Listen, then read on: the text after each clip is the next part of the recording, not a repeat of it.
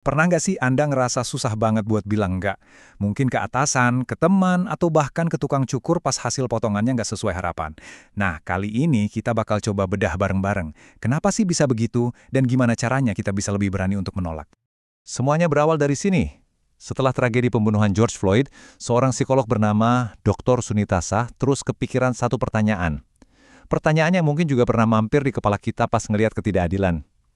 Kalau saya ada di posisi itu, apa ya yang akan saya lakukan? Dan ini yang bikin kaget, ternyata tindakan fatal itu punya akar psikologis yang sama persis dengan keputusan sepele yang sering kita hadapi. Perintah yang berujung maut dengan sekedar iya-iya aja pas disuruh tes medis yang nggak perlu. Ternyata sumbernya sama, kecenderungan alami kita buat nurut. Jadi, kalau Anda sering banget merasa sulit menolak, jangan buru-buru menyalahkan diri sendiri. Ini bukan berarti Anda orang yang lemah loh. Ternyata, kecenderungan buat patuh ini tuh semacam program yang udah ditanamkan ke diri kita sejak kita kecil.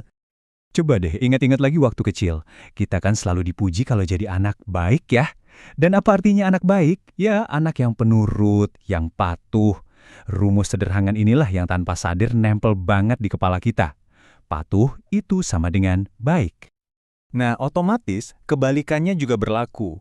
Kalau kita menentang, ngebantah, atau bahkan cuma punya pendapat yang beda, wah langsung deh kita dicap nakal atau pembangkang.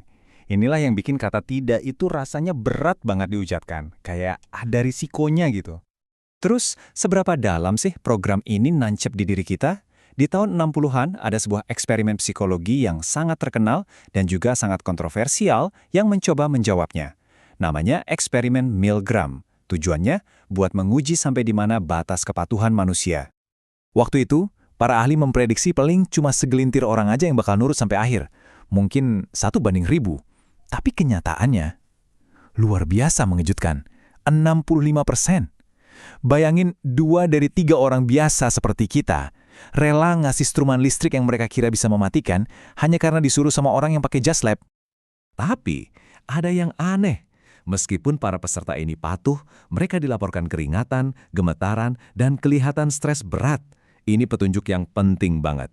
Pikiran kita mungkin bisa bilang iya, tapi tubuh kita tahu betul kalau ada sesuatu yang salah. Pernah nggak ngerasain perut mules atau rasa nggak nyaman pas mau menyetujui sesuatu? Nah, itu bukan tanda kelemahan. Justru sebaliknya, anggap aja itu semacam kekuatan super Anda. Kompas internal yang lagi teriak, tunggu dulu, ini kayaknya nggak sejalan sama nilai-nilai kamu deh. Apa yang terjadi kalau alarm internal ini diabaikan? Apalagi dalam situasi berisiko tinggi, sejarah ngasih kita pelajaran yang sangat mahal lewat tragedi pesawat ulang-alik Challenger. Di situ, para insinyur sebenarnya udah merasakan ketegangan itu, tapi tekanan dari atasan akhirnya membungkam sinyal bahaya mereka.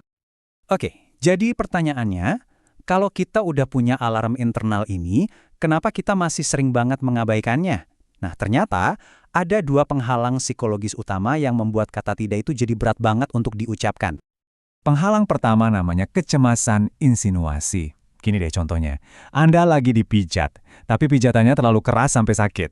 Alih-alih bilang stop, Anda malah diem aja nahan sakit. Kenapa?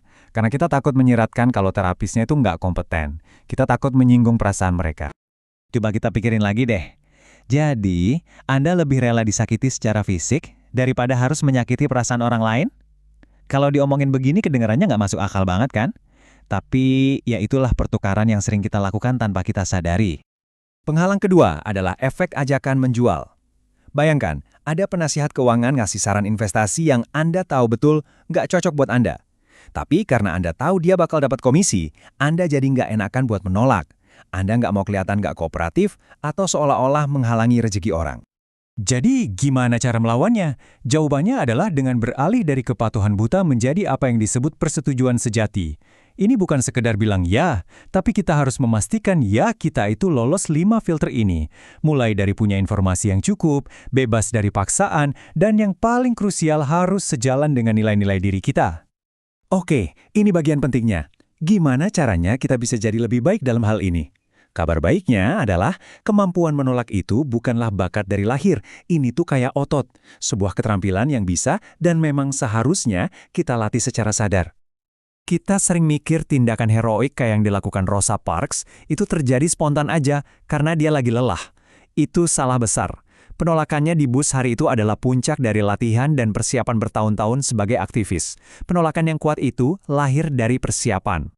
Nah, gimana cara kita berlatih? Coba mulai dengan pertanyaan ini saat Anda merasa ragu. Bukan apa yang harus saya lakukan, tapi orang seperti saya ini, apa yang akan dilakukannya dalam situasi seperti ini?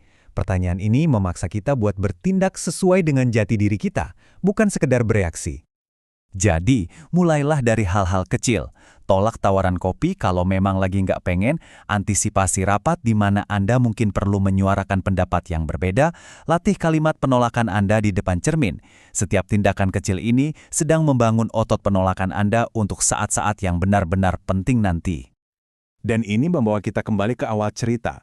Darnella Frazier, remaja yang merekam pembunuhan George Floyd, dia nggak punya persiapan bertahun-tahun. Tapi saat ditanya kenapa dia terus merekam meskipun takut, jawabannya adalah inti dari semua ini. Karena itu tidak benar. Dan kesadaran sesederhana itulah yang menjadi awal dari kekuatan kita semua untuk berani bertindak.